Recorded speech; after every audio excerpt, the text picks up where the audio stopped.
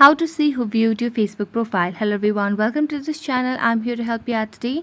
So without any delay, let's get started.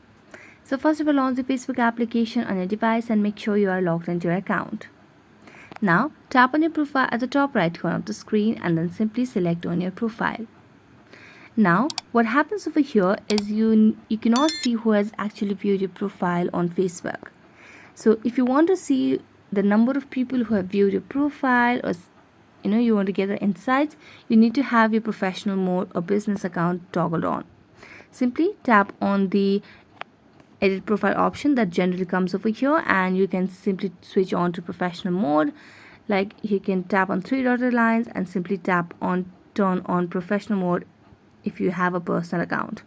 But since you can see I've already toggled on the professional mode, you can see the professional dashboard over here. So tap on professional dashboard over here and you can simply tap on insights, and you can simply see all the views, all the interactions that you have over the period of time. So that's it. Thank you so much for watching this video. See you next time.